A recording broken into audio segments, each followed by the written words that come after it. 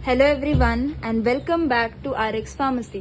दोस्तों, आज हम B pharm second semester pathophysiology का टॉपिक ट्यूबरक्लोसिस को कवर करेंगे। Friends, this video lecture is also helpful for students who are doing MBBS, BSc and nursing. Friends, मेरे channel पे already मैंने कुछ और डिजीजेस कवर किए हैं। If you are interested to see it, please check it out. उसका link मैं नीचे कमेंट सेक्शन में दे दूंगी। So without wasting any further time, let's get started. So दोस्तों, हमने सुना ही है कि जो डिजीजेस है वो दो टाइप्स के होते हैं। एक डिजीज ऐसे होते हैं जो एक पर्सन से दूसरे पर्सन पे स्प्रेड नहीं होता, और एक डिजीज ऐसा होता है जो एक पर्सन से दूसरे पर्सन पे स्प्रेड होता है। जो डिजीज स्प्रेड होता है ना, that is called as contagious disease. और आज का जो टॉपिक है tuberculosis, that is a contagious disease. अभी जो ट्यूबरक्लोसिस है that is caused due to mycobacterium tuberculosis. Yes, tuberculosis का कॉजेटिव एजेंट है माइकोबैक्टीरियम ट्यूबरक्लोसिस। अभी हम ट्यूबरक्लोसिस को टीबी के नाम से जानते हैं। फिर according to world health organization क्या कहता है कि जो ट्यूबरक्लोसिस है, जो टीबी है ना, that is a very common disease, और ये हर साल ऑलमोस्ट 3 मिलियन पीपल ट्यूबरक्लोसिस के शिकार होते हैं and they die due to tuberculosis. So हम यही कंक्लूड कर सकते हैं कि tuberculosis is a very fatal disease. अभी जो ट्यूबरक्लोसिस है that is an airborne disease. Airborne disease वो डिजीज है जो एयर के वाया यानी एटमॉस्फेयर के वाया स्प्रेड होता है। Tuberculosis does not spread to surface contact. अभी ट्यूबरक्लोसिस आपके बॉडी में ऑलमोस्ट एवरी पार्ट को इफेक्ट करता है। For example, it affects your lungs, central nervous system, skin, bones, joint, यहाँ तक आपके रिप्रोडक्टिव सिस्टम को भी ये इफेक्ट करता है। सो अभी ट्यूबरक्लोसिस के कुछ और कॉजेटिव एजेंट को देखते हैं। अभी जो पहला है माइकोबैक्टीरियम ट्यूबरक्लोसिस, ये बहुत ही मेजर है। नॉर्मली जितना भी ट्यूबरक्लोसिस का केसेस है that happens due to mycobacterium tuberculosis. Secondly, it is mycobacterium bovis. Mycobacterium bovis is found in milk products. फिर next is mycobacterium avium, next is mycobacterium hominis. अभी ये जो 3 डिजीज है ना, मतलब डिजीज कॉजिंग एजेंट, इसको हम माइकोबैक्टीरियम ट्यूबरक्लोसिस कॉम्प्लेक्स कहते हैं। ये क्यों है? क्योंकि जो ट्यूबरक्लोसिस है इन 3 कॉजेटिव एजेंट्स की वजह से बहुत ही रेयरली होता है, तो इन तीनों को हम एज अ कॉम्प्लेक्स ही पकड़ लेते हैं। नाउ लेट अस अंडरस्टैंड कैसे ट्यूबरक्लोसिस एक पर्सन से दूसरे पर्सन पे स्प्रेड होता है। समझो ये है एक इन्फेक्टेड पर्सन। मैंने क्या कहा था कि ट्यूबरक्लोसिस स्प्रेड्स वाया एयर, यानी खांसने से, छींकने से, बात करने से। यानी आप जब बात करते हैं तो आपके माउथ से ना एयर ड्रॉपलेट्स निकलते हैं, तो वो क्या होता है, वो एटमॉस्फेयर में जाके जो नॉन इन्फेक्टेड पर्सन है उसके बॉडी के अंदर जाता है और उसको इफेक्ट करता है। See, this is an infected person who has tuberculosis. उसके लंग्स में माइकोबैक्टीरियम ट्यूबरक्लोसिस बैक्टीरिया है। अभी क्या हुआ, उसने बात किया या खांसा, तो उसके जो बॉडी है उधर से निकल के वो वाया स्नीज, जो ड्रॉपलेट आता है उसके माउथ से, उसमें चला जाता है and it falls into the person who is non affected. अभी डायग्राम ऑफ माइकोबैक्टीरियम ट्यूबरक्लोसिस, ये है माइकोबैक्टीरियम ट्यूबरक्लोसिस का डायग्राम। तो देखा जाए तो it is a rod shape bacteria, और उसका जो सेल है इट इज वैक्सीन नेचर। ये है एरोबिक माइक्रोब, यानी इसको ऑक्सीजन चाहिए सरवाइव करने के लिए।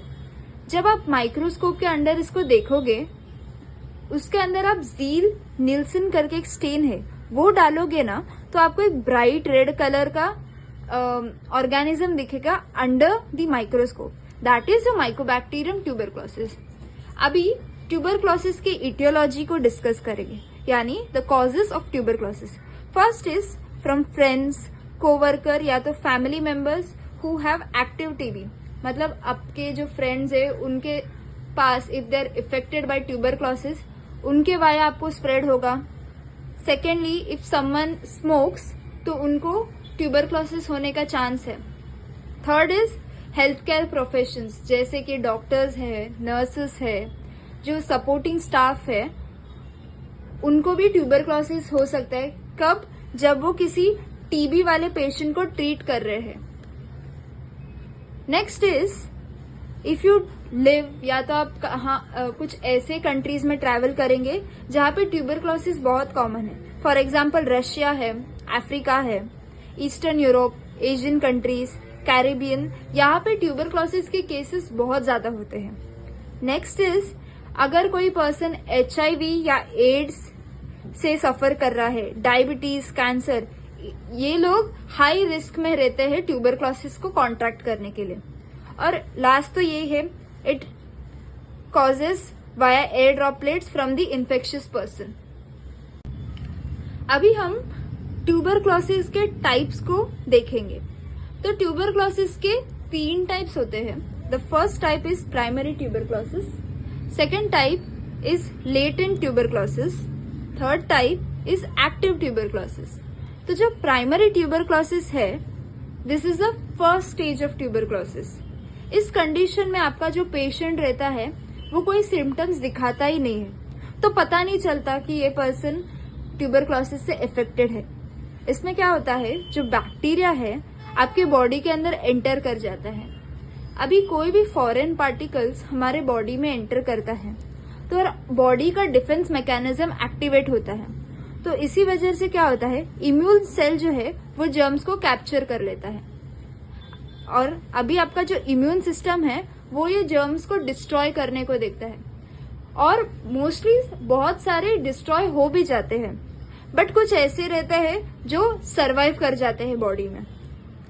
अभी जनरली मैंने कहा था कि ये लोग सिम्टम्स नहीं दिखाएंगे, बट क्या होता है, कुछ लोगों के बॉडी में वो बैक्टीरिया ग्रो करना चालू होता है और वो एक्टिव होना चालू होता है। यह है प्राइमरी ट्यूबरक्लोसिस। अभी सेकेंडरी लेटेंट ट्यूबरक्लोसिस, जिसको हम सेकेंडरी ट्यूबरक्लोसिस भी कहते हैं। अभी ये स्टेज कभी आता है आफ्टर प्राइमरी ट्यूबरक्लोसिस। ये फर्स्ट स्टेज है, ये सेकेंड स्टेज है। यहाँ पे क्या होता है, आपकी बॉडी में जो जर्म्स है वो प्रेजेंट होते हैं, बट आपके बॉडी की जो इम्यून सिस्टम है वो स्ट्रांग होती है, जिस कारण वो दूसरे बॉडी पार्ट्स में स्प्रेड नहीं हो पाती। यहाँ पे भी सिम्टम्स नहीं दिखता, और यहाँ पे वो पर्सन कंटेजियस नहीं है, यानी एक पर्सन से दूसरे पर्सन पे स्प्रेड नहीं कर सकता। वो bacteria is inactive in latent tuberculosis, but infection है, और ऐसा चांस होता है कि ये जो इनएक्टिव है कभी भी एक्टिव हो सकता है, और जब ये बैक्टीरिया एक्टिव हो जाएगा तो तभी आपको एक्टिव ट्यूबरक्लोसिस होता है ना। एक्टिव ट्यूबरक्लोसिस में आपका जो इम्यून सिस्टम है उसको इन्फेक्शन को कंट्रोल नहीं कर पाता। इस कंडीशन में जो जर्म्स है वो मल्टीप्लाई होते हैं और बाकी बॉडी पार्ट्स में स्प्रेड होते हैं। डिजीज कहाँ स्प्रेड होता है, आपके लंग्स में और अदर पार्ट, जैसे मैंने डिस्कस किया था central nervous system, bones, joint, वहां पे। और कभी कभी जो प्राइमरी ट्यूबरक्लोसिस है वहां से डायरेक्टली वो एक्टिव ट्यूबरक्लोसिस बनता है, लेटेंट स्टेज में जाता नहीं है। 90% जितना भी केस है एक्टिव ट्यूबरक्लोसिस का, it comes from latent tuberculosis. अभी लेटेंट से एक्टिव बनने के लिए ऑलमोस्ट बहुत टाइम लगता है, यानी कुछ महीने जा सकते, कुछ साल भी जा सकते हैं। Now let us discuss about the pathogenesis of tuberculosis. आप एग्जाम में ये डायग्राम बनाएंगे और थोड़ा सा उसको एक्सप्लेन करेंगे, that will make a very good impression on the examiner. तो स्टार्ट करते हैं। This is the first step, यानी वही है ट्रांसमिशन ऑफ बैक्टीरिया, यानी जो माइकोबैक्टीरियम ट्यूबरक्लोसिस है ट्रांसफर करता है एक्टिव टीबी पेशेंट से नए पर्सन पे जो टीबी से सफर नहीं करता। यानी यहाँ से माइकोबैक्टीरियम इसके बॉडी से बाहर निकल के via droplets spreads to the new person. अभी इसके बॉडी में ट्यूबरक्लोसिस का जो बैक्टीरिया है वो गया। अभी इसके बॉडी के अंदर क्या होता है कि एक इनेट इम्यून रिस्पॉन्स जनरेट होता है, यानी फॉरेन पार्टिकल बॉडी में आया तो आपका बॉडी उसको फाइट करने को देखेगा। यही होता है इस पर्सन के अंदर। क्या होता है, जो बैक्टीरिया है वो एनगल्फ हो जाते हैं, यानी ये है बैक्टीरिया समझो और ये है मेरा मैक्रोफेज। मेरा जो मैक्रोफेज है इसको कवर करने को देखेगा, उसको खा जाने को देखेगा। यहाँ पे क्या होता है, कभी कभी कुछ बैक्टीरिया रह जाते हैं और नॉर्मली बहुत सारे बैक्टीरिया मर जाते हैं इन केस में। बट जो बैक्टीरिया है वो कभी कभी रप्चर हो जाते हैं और मल्टीप्लाई होना चाहते हैं। फिर ये बैक्टीरिया स्प्रेड होता है और इन्फेक्शन को एक्सपांड करता है। यहाँ देखिए वो रप्चर हो गया और यहाँ पे ग्रैन्युलोमा यानी मास लाइक स्ट्रक्चर फॉर्म होना स्टार्ट हो गया। ये है आपका इनेट लिम्फोसाइट। इसके बाद क्या होता है, अभी ये जो बैक्टीरिया है वो मैच्योर होना स्टार्ट होता है, ग्रैन्युलोमा बड़ा होना स्टार्ट होता है and it forms solid granuloma. एक big mass like structure form होता है जिसमें सारे T cell, B cell, dendritic cell, natural killer cell होते हैं। स्टेप 5 में क्या होता है, कुछ पर्सन ऐसे हैं जिनको HIV है, जो लोग माल न्यूट्रिशन सफर करते हैं, तो इन लोगों में जो ग्रैन्युलोमा है वो रप्चर हो जाता है, डिसइंटीग्रेट होता है। जब डिसइंटीग्रेट हुआ तो जो बैक्टीरिया है इसके अंदर का वो बाहर आना चालू होता है। हाँ, तो जैसा कि लीजन जो है, लीजन को आप घाव जैसा बोल सकते हैं, यानी कुछ कट मार्क जैसा, जहां पे रेडिश ब्राउन लेयर आपकी स्किन पे फॉर्म होता है। जब लीजन होता है ना, that causes the activation of tuberculosis. इसके पहले माइंडेड जितना भी स्टेज हुआ है वहां पे आपका ट्यूबरक्लोसिस इज लेटेंट या तो प्राइमरी स्टेज में है, यानी आपका बैक्टीरिया यहाँ पे इनएक्टिव स्टेट में है। अब जब यहाँ पे वो एक्टिवेट हो गया तो क्या होता है, सीशियस ग्रैन्युलोमा। सीशियस यानी कि कुछ चीज जैसा स्ट्रक्चर, पता है, चीज जैसा, मेल्टेड चीज, पस फॉर्मेशन होता है। यहाँ पे माइक्रो प्रेजेंट रहता है बट सिम्टम्स नहीं दिखता। सीशियस ग्रैन्युलोमा में सिम्टम्स नहीं दिखता।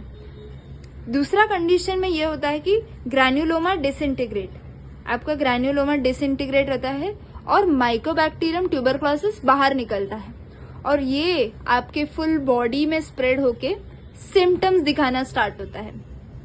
फिर ये साइकिल कंटिन्यू होता है, ये पर्सन वापस दूसरे पर्सन को स्प्रेड करे। वैसे ही जो टीबी है वो एक पर्सन से दूसरे पर्सन में स्प्रेड होता है। अभी डिस्कस करते हैं ट्यूबरक्लोसिस के सिम्टम्स।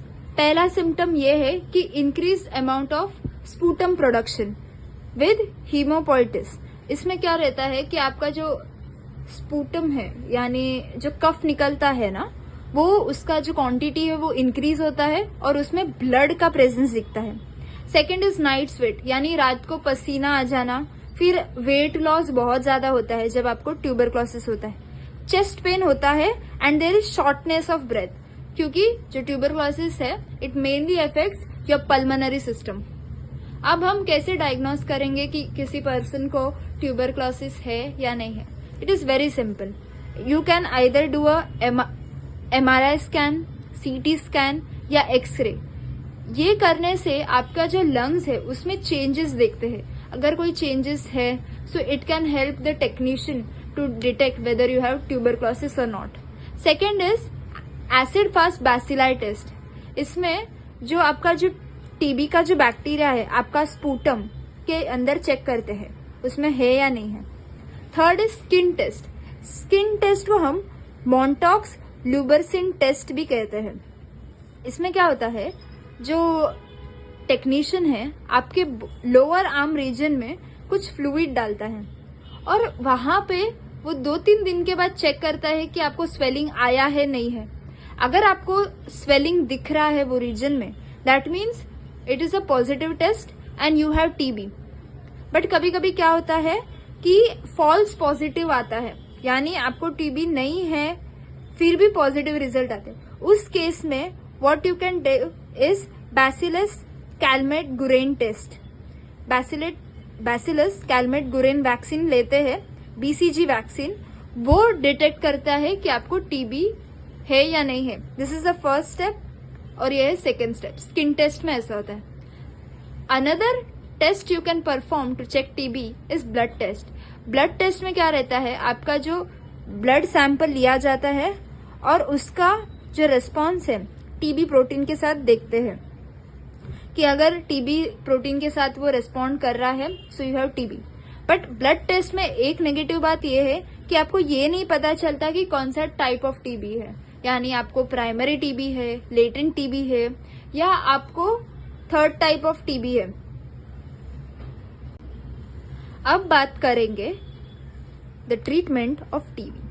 अभी जो ट्रीटमेंट दिया जाता है वो टाइप ऑफ टीबी के ऊपर है। अगर किसी पर्सन को लेटेंट टीबी है तो रिफैम्पिन दिया जाता है, रिफापेंटाइन, आइसोनियाजाइड इन कॉम्बिनेशन, यानी इन तीनों का कॉम्बिनेशन में दिया जाता है या सेपरेटली। यहाँ पे क्या होता है, जो दवाई दी जाती है आपका जो बैक्टीरिया है बॉडी में उसको किल करने के लिए, so that it doesn't become active. और ये दवाई मिनिमम 9 महीने तक लेना है। फिर अगर 9 महीने के बाद आपको सिम्टम्स दिख रहा है तो you have to immediately contact to the doctor so that वो आपका फर्दर ट्रीटमेंट करें। अगर किसी पर्सन को एक्टिव टीबी है तो उसको कॉम्बिनेशन ऑफ मेडिसिन लेना पड़ेगा ऑफ रिफैम्पिन, आइसोनियाजाइड एंड इथैम्ब्यूटॉल। और ये दवाई जो है 6 से 12 महीने तक लेना है। Some additional treatment you can do at home is avoid alcohol, process food नहीं खाना है, रॉ मीट और एग्स को अवॉइड करना है, और lastly take ample of rest, क्योंकि ट्यूबरक्लोसिस में resting is very important. So इसी तरह हमने कंप्लीट किया ट्यूबरक्लोसिस डिजीज को। I hope you like this video. Please do not forget to subscribe to our channel and also share it with your other friends. तो मिलते हैं next time. Till then take care and bye. Thank you.